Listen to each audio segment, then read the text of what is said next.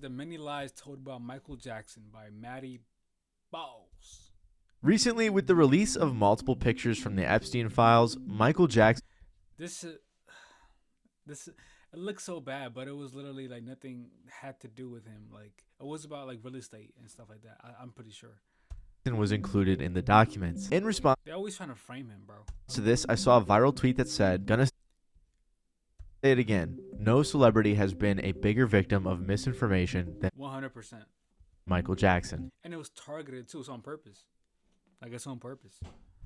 And this got me thinking, because for the longest time growing up, I was told and believed that he bleached his skin, he was My fault. My fault. weird with kids, and a whole lot of other things. But is all of this really true, or are these just rumors and myths that have compounded over time and led people to just assume that they are? Well, today I wanted to look into every major rumor or lie about Michael Jackson, see why they started, how they grew, and if there's any truth to them. Just a quick Damn. All right. disclaimer, this video is going to be as objective as possible, looking at only facts about Michael Jackson, his career, and the alleged lies told about him. I'm not going to try to abstain him from any wrongdoing. If you guys think I'm not being as objective as possible, feel free to tell me in the comments below, but I'm going to try to only give you guys the facts. With that being said, let's continue. Honestly, I'm such a MJ fan that like a lot of these like news that come up, I just kind of like don't even like look at them. But I'm open to like just seeing what happened or like what they said about him. You know. About Michael Jackson's skin color have been talked about his entire career, life, and even after his death, with many claiming that Michael Jackson chose to bleach his skin due to a range of different reasons. And since Michael actually confirmed getting plastic surgery on multiple occasions, notably on his nose and chin, many believe the skin bleaching rumors could be true. Growing up in the Jackson 5, you can clearly see that Michael and all his siblings had relatively similar medium brown skin tones. But from like the mid 80s and onward, Michael's appeared to gradually turn paler. Wasn't that when his like skin condition grew, right? He had like shit, I forget what it's called. It started with a V though. The point where eventually he almost looked ghastly. This progressive change in appearance got tons of widespread media coverage, including speculation that he had been bleaching his skin. But behind the scenes, Michael was meeting with doctors trying to figure it out. And in 1983, his dermatologist Arnold Klein said he noticed signs of vitiligo, a condition characterized by patches of the skin losing their pigment. However, that wasn't the only issue that Michael Jackson had with his skin, as in the following years, along with vitiligo, he was also diagnosed with a variation of lupus, which is an autoimmune skin I did not know this. condition that causes red, painful, inflamed lesions on the skin with a scaly and crusty appearance. These are both pretty stressful diagnoses to receive, especially when at this time he's rising to become one of the biggest stars in the world. Along with the physical issues from these conditions, there was also a lot of psychological issues that came with it as well. And this is where a lot of the skin bleaching rumors began to swirl. To combat his changing skin color, Mike resorted to the use of makeup. And aside from just makeup, it was also alleged that he possibly used prescription skin bleaching creams to cover up the uneven blotches of color caused by his illness. Again, when a lot of people think of skin bleaching, they might just imagine grabbing a jug of Clorox bleach and taking a bath. But that wasn't the case if he truly was bleaching his skin. And even if Michael was using the creams on specific uneven sections, that's definitely not what the bleaching rumors suggested, since the way they were talked about made it seem like Mike might have done a full body procedure or something. Although in combination of his use of makeup and alleged use of creams, Michael's vitiligo seemed to spread rapidly, which only fueled more theories and headlines. As the years went by, Michael often called and stayed close with his dermatologist and nurse, so much so that he actually started a relationship with his nurse Debbie Rowe and eventually married her and had kids. So I guess Wait. vitiligo What? use of makeup and alleged use of creams, Michael's vitiligo seemed to spread rapidly, which only fueled more theories and headlines. As the years went by, Michael often called and stayed close with his dermatologist and nurse, so much so that he actually started a relationship with his nurse Debbie Rowe and eventually married her and had kids. So I guess What the fuck? I never knew this shit. vitiligo affected him in more ways than you might have expected. Through much of his career, it wasn't widespread knowledge to the general public that his skin color changing was due mostly to his condition. So on top of all of the headlines, Mike at times was even called a lousy role model for black youth by some African American psychologists. Damn, bro. That's just not right, bro. That's just not right. What are you talking about, loud? This is because some people theorize that he was purposefully whitening himself to increase his pop culture appeal. To make things worse, many people who were close to Mike at some point or another often did. Nigga, he was the biggest star during Thriller. he was normal back then. Like he didn't have to like change his skin back then. He was literally at the peak then. You think why would he have to do this to get even bigger? Described their own alleged stories with Michael's skin, like when filmmaker John Landis, who directed 2 music videos for Michael, said he had been shown Mike's bleached chest. He also claimed that the doctor who allegedly did it was a criminal. However, in 1993, a major shock came to the public when Michael appeared for an interview with Oprah Winfrey, during which she asked about his skin. It has caused a great deal of speculation and controversy as to what you have done or are doing. Are you bleaching your skin? And is your skin lighter because you don't like being black? Okay, number one, as I know of, there is no such thing as skin bleaching. I have never seen it. I don't know what it is. Well, they used to have those products growing up. I used to hear, always use bleach and glow, but you'd have to have about 300,000 gallons. Okay, number one, this is the situation. I have a skin disorder. Bro, he said shut up. All right, let me talking too damn much. That destroys the pigmentation of the skin is something that I cannot help. Okay, but when people make up stories that I don't want to be who I am, it hurts me. So it is. It's a problem for me, okay? I can't control it, okay? But what about all the millions of people? Let's reverse it. Okay. What about all the millions of people who sit out in the sun to become darker, to become other than what they are? Nobody says nothing about that. So Later on in the interview, he did confirm that he used makeup, but he never touched on using bleach cream. This interview was viewed by around 90 million people, becoming one of the most watched TV events of all time. While his skin wasn't the Wait, 90 million people like live? Nah, that can't be, right? It might be though. It might be. only controversial topic they discussed, it was a big one, and as a result followed a significant public discourse on the topic of vitiligo. On many occasions, Michael publicly said loud and clear that he was proud to be black, and on top of this, he was always against any sort of racism, saying things like, "Maybe I look at the world through rose-colored glasses, but I love people all over the world. That is why stories of racism really disturb me, because in truth, I believe all men are created equal. I was taught that and will always believe it. I just can't conceive of how a person could hate another because of a skin color. I love every race on planet Earth. Prejudice is the child of ignorance. Naked we come into the world and naked we shall go out." And a very good thing too, for it reminds me that I am naked under my shirt, whatever its color. This was clearly very tragic and tough for Michael to deal with, all these public rumors, and even after he died, this discussion never ended. That's how when I was growing up as a kid, I was still hearing this from my friends and people that were older than me. Pretty much everyone just kind of assumed that was the case. When he did tragically pass away, tubes of Binoquin and hydroquinone were found in his home, both of which are creams commonly used to treat vitiligo, often removing patches of darker skin amongst skin which has been lightened from the condition. And on top of Bro, when he died, bro, this was like a global like it's crazy, bro. Y'all should go watch the videos of like the day he died. Like that shit was crazy, bro. Like bawling my eyes out and everything, bro. all the other complex issues Mike went through because of his vitiligo, there were some more simple. Bro, it's crazy when you think about it, bro. It's actually crazy. No, Siri, I'm not talking to you. But like, it's actually crazy when you think about it, bro.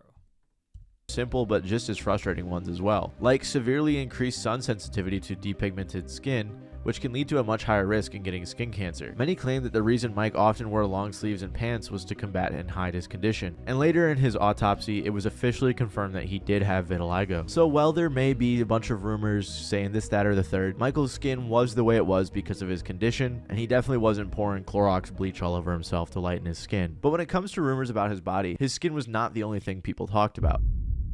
After the holiday season we just had, making sure I can properly manage all of my money is very important to me, especially after I have to recoup all the Christmas gift losses. One way I'm trying to the video. Aside from the confirmed cases of plastic surgery and others that are less confirmed, a major story fans gravitate towards is the castration rumors. Originally, a big part of people starting to consider this comes from the fact that Michael was able to hit insanely high notes. That and his what's castration? Of course, infamously high-pitched speaking voice which is also very debated, and I talked about it in another video. But after a few big news drops from a couple somewhat credible sources, the castration rumor got a whole new lineup of evidence, giving fresh momentum for theorists to ride. The first bombshell came from a French professor of vascular surgery named Alain Branchado, who consulted with experts on voice physiology, dermatology, endocrinology, plastic surgery, and urology. In a book he wrote titled Michael Jackson: The Secret of a Voice, Alain claimed that Mike was chemically castrated at the age of 12 using synthetic anti-male hormone drug cyproterone. One of the major ways he backs this up is by saying that Michael had really bad acne as a kid and that this drug could have been used to treat that. But due to the crazy side effect that it stunts puberty entirely, it seems like it would be a little drastic to use this for acne alone. Most people shook this off as a cash grab from some wacky French guy. But then when the doctor who spent time in prison for his role in Michael's death made similar claims, the headlines started popping up all over again. Murray details Michael's final days and his unique use of medications dating back to when Michael was 13, and according to what Murray claims Michael told him, he was given injections to stunt his growth in an effort to maintain his high vocal register. To Michael's later, Michael's words, he was chemically castrated. Keep in mind, similar to the French guy, disgraced Dr. Conrad Murray was also pushing a book, which allegedly had a bunch of other secrets They're just lying, bro. about Michael. I say disgraced because he was actually responsible for Michael Jackson's death, giving him too much of an anesthetic which resulted in an overdose, and apparently he was letting him use this anesthetic every night to help him sleep, which you're not supposed to do. In his book, Conrad wrote pretty similar claims to the French guy, saying that the drug was technically used for acne, but more secretly for voice modulation. And if at this point you're a little confused on what castration is, here's the quick rundown. Typical castration is pretty much cutting off the balls, halting testosterone production almost entirely. Now, chemical castration has a similar effect, but it doesn't require you having to cut your I thought that's what they were saying that Michael did. That's so funny. Oh my gosh. I was like, wait, balls what? off. It basically tricks your body with hormones to confuse or alter testosterone production in some way or Chemical another. So the whole Okay, reason hormones. Michael would have done this is to keep his voice high forever. And shockingly, this is And the thing is, his whole his voice didn't stay high the whole time. I literally was watched like this vocal deconstruction of Michael Jackson, stuff like that. Like, it didn't stay high the whole time. And there's certain times where he was straining and he hurt his voice. So if you listen to like the Invincible album, it's much more. It's not as high as Off the Wall. You know what I'm saying? But yeah, it didn't stay high his whole life.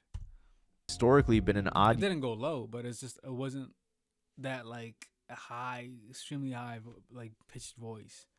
yet common practice amongst performers. In the past, castration has been used for some pretty dark reasons. For example, they used to use it a lot in opera. Dating back to the 16th century in Italy, Wow. male singers called castrato underwent castration to maintain their singing voices. This might sound like a crazy sacrifice to a lot of us, but to some performers, it's not really. Like one opera singer who told The Guardian in 2002 that, "I would have perfectly happily given up my masculinity for my art." While Michael Jackson obviously had an amazing vocal range throughout his life, even to the untrained ear, experts do argue that as he aged, his voice did in fact lose some range after puberty, even if not by much. And there was a few other major plot holes to this theory as well, like that the drug the Frenchman claimed was used when Mike was 12 was still in clinical trials in the 70s. And despite allegedly using the drug, Mike went through every other sign of puberty, like facial hair. On top of that, pretty much every Jackson had a higher pitched voice, so was it more likely that they all got castrated, or is it more likely that it just runs in the family? Also, to shut down any doubt that maybe the Jacksons were somehow able to secure the clinical trial drug for off-label acne use, Michael's autopsy, which was released after his death in 2009, noted no abnormalities with his larynx as well as signs of death in 2009, noted no abnormalities with his larynx as well as signs of going through puberty. It's also important to note that both of the major accusations came after he passed away, which is pretty common with celebrities because they're not actually alive to That's so rebuttal crazy. any of the comments. So it does seem like it's a cash grab, especially when they're pushing books. Even with some of Mike's unique circumstances, it's almost undeniable Damn, bro. Like people would do anything out here, bro. that he was not, in fact, castrated in any way. Although with Michael, the rumors surrounding his appearance might be some of the less controversial headlines that he's been in, such as the recent thing with the Epstein files. I don't think I need to explain the Jeffrey Epstein stuff to you guys, so I'm just going to assume you already know that, and I'm just going to get on with the Michael stuff. Early in 2024, it was reported to many viewers' surprise that Michael was connected to the whole Epstein ordeal. This was through unsealed documents from part of the 2015 lawsuit victim Virginia Giuffre filed against Ghislaine Maxwell, the late financier's girlfriend, who was convicted in 2021 of helping Epstein recruit and sexually abuse underage victims. During a deposition, Virginia's lawyer asked another victim questions about notable names she had encountered while with Epstein, specifically asking, "Did you ever meet anybody famous when you were with Jeffrey?" The victim responded saying, "I met Michael Jackson at his house in Palm Beach, at Jeffrey's house in Palm Beach." Then the lawyer asked further if she gave Mike a massage, to which she denied doing so. The major takeaway from this incident was that Mike was mentioned, but he was never accused of any wrongdoing. However, newspapers A massage. obviously didn't really care much about his reputation, and they clickbaited viewers regardless. And since being mentioned in the same sentence as Epstein or the docs comes with a lot of dark connotations, many people assume the worst. For a while, the Michael Jackson-Epstein connection died out a bit. Then, in December of 2025, the big photo dump dropped, featuring tons of big names, including Michael Jackson. So this is the first time that these photos came out? Of course. In one photo, Mike is seen standing next to Epstein in front of a painting depicting a naked woman. However, this photo doesn't really provide much information. Apparently, it was taken at Epstein's Palm Beach place, which could be where the victim mentioned earlier that he met him. However, the photo released by the Department of Justice that everyone really focused on was with Michael, Bill Clinton, Diana Ross, and some redacted children. While Epstein wasn't pictured, it was still part of the release, and since Bill Clinton was in a ton of other Epstein stuff, theories went wild, especially because there's a bunch of redacted kids. Pretty much, the kids in the photo being redacted makes it seem like Michael, Bill, and Diana are up to some bad business. However, in reality, the children pictured are Mike and Diana's kids, which was proven through people finding the other photos of the kids wearing the same clothes unredacted. And it was apparently taken the day Democrats held a fundraising event at the Apollo Theater to kick off a voter registration drive. Epstein isn't even in that photo and isn't recorded as being at the event in general. But both of these pictures can leave you with some poor assumptions, as I'm sure you guys understand. Some people were wondering why Michael was even with Epstein, and a big part of Epstein's whole act was collecting famous people to groom his ego and make himself seem important. And since Michael was one of the most famous people on the planet at that time,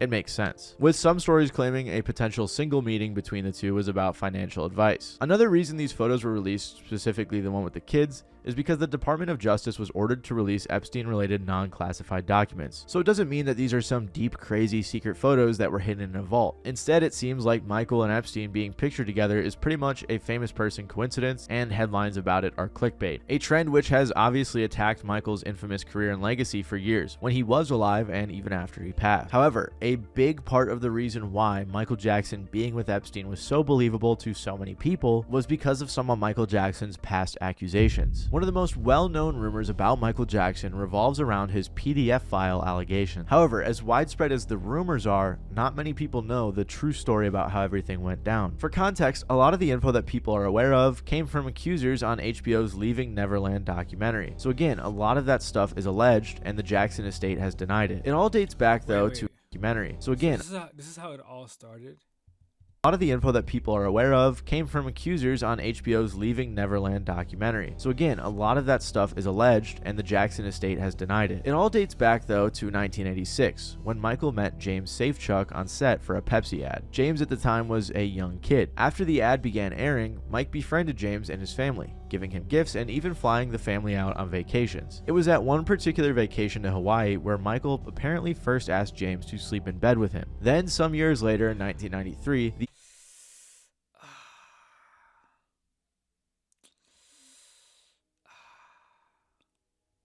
LA police began investigating Michael Jackson. This was based on allegations that he possibly molested 4 children, including a 13-year-old boy. But the police found no incriminating evidence at Mike's Neverland Ranch. I genuinely believe it's just like a genuine like as a friend, like, you know what I'm saying? He just wants like nothing like to harm. You know what I'm saying?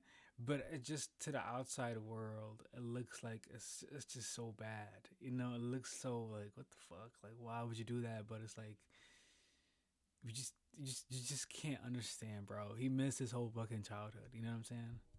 or at his Los Angeles condo. Allegations from the 13-year-old's family claim that Michael was in love with the boy, and that Mike said, Imagine if you could instantly create infinite pro-level chord progressions without any complex music theory, said, "Why don't you trust me? If we're a family, you've got to think of me as a brother. Why make me feel so bad? This is a bond. It's not about sex. This is something special." And from that day forward, the 13-year-old allegedly slept with Mike nearly every night for the next several months. Then later that year, the 13-year-old allegedly slept with Mike nearly.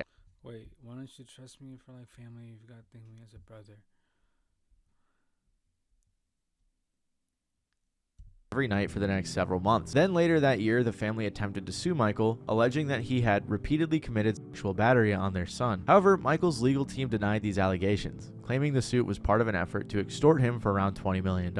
More than a decade later, though, it was revealed that Michael settled the suit for even more than that, and as part of the settlement, Michael denied any wrongdoing. Then the following year, it was made public that prosecutors weren't filing criminal charges against Michael because the primary alleged victim declined to testify. During the investigation and throughout the civil case, Michael and his team put several young boys on the stand to testify, with all of their stories playing a heavy role in Michael's defense. But then, out of nowhere, came a bombshell when his own sister LaToya publicly blasted him for the controversy. Michael is my brother.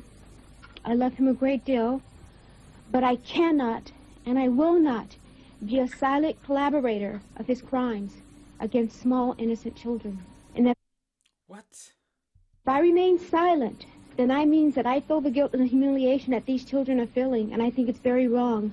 I have seen checks payable to the parents of these children, and I don't know if these children were apparently bought to the parents by Michael or not, but I have seen these checks, and I've seen these checks through my mother. She showed me these checks that Michael had written to these children, and it's for a great amount. But I think it's sad because I am a victim myself, and I know what it feels like. And these kids are going to be scarred for the rest of their life, and I don't want to see any more innocent small children being affected this way. However, after the press conference, members of Michael's family came to his defense, like his mother, who claimed that LaToya was straight up lying, all in order to make a profit off of Michael's downfall. And in a That's...